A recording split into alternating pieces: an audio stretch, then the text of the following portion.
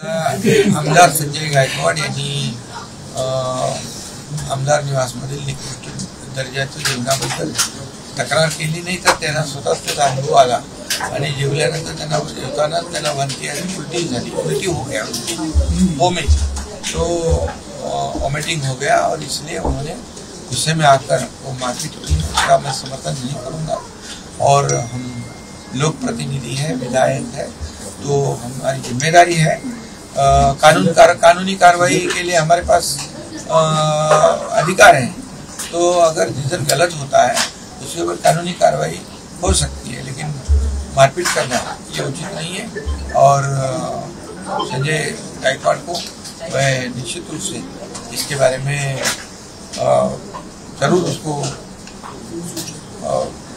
मैंने कहा भी है कि ऐसा करना उचित नहीं है। विपक्ष बार-बार सवाल उठा रहा है कि सर तुम्ही म्हणाला तुम्ही त्यांना समज दिलेली आहे, विपक्ष अभी सब हर बार सबके इस्तीफे की मांग करते हैं।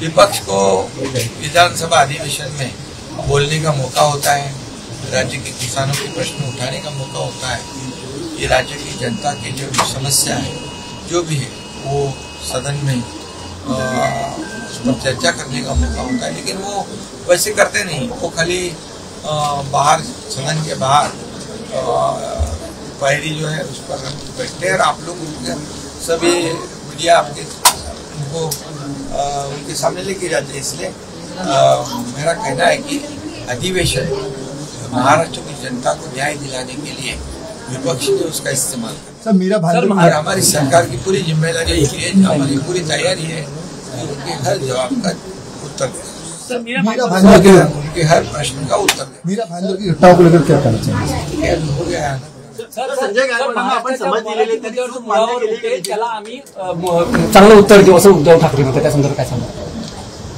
मराठी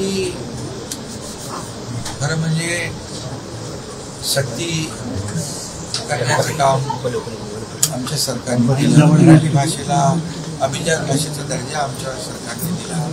आपलं राज्यगीत आपल्या सरकारने केलं महाराष्ट्रात, आणि महाराष्ट्रामध्ये खऱ्या अर्थाने मराठी माणसासाठी गेल्या 2.5-3 वर्षामध्ये आमच्या सरकारने जे जे काही केलं ते आपल्या समोर आहे। त्यामुळे खऱ्या अर्थाने मराठी माणूस गेले 15-20 वर्षे कार्यरत होते इकडे, आणि मग मराठी माणूस मुंबईच्या बाहेर का फेकला गेला, मुंबई बाहेर का गेला, त्या मुंबई तो बाहेर गेला त्याला पुन्हा मुंबईत आणण्याचं काम आम्ही करतोय। आणि त्यामुळे मोठ्या प्रमाणावर जे आज तिकडे बदलापूर, कल्याण, डोंबिवली, अंबरनाथ या ठिकाणी गेलेले, इकडे वसई विरार, नाला सोपाराला गेले, त्यांच्या घरांचा जो प्रश्न आहे सर या नवीन गृहनिर्माण धोरणामध्ये आम्ही तो घेतलाय। आणि मला वाटतं जे रखडलेले प्रकल्प आहेत ते मार्गी लावण्याचं काम आमचं सरकार करतंय, जेणेकरून मराठी माणूस पुन्हा मुंबईमध्ये येईल।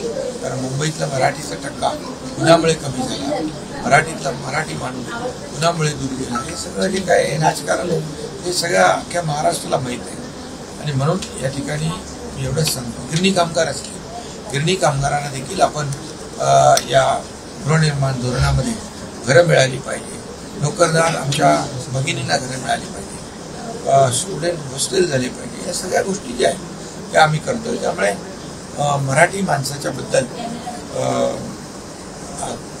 काय केलं हे, आणि आम्ही त्यांनी काय केलं आणि आम्ही काय केलं हे आम्ही समोरासमोर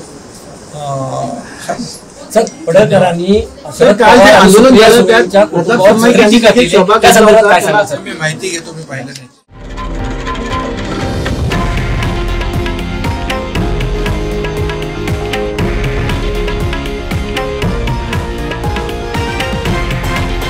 हे आहे देशातील नंबर 1 न्यूज नेटवर्क आणि आपण पाहत आहात TV9 मराठी, एकमेव।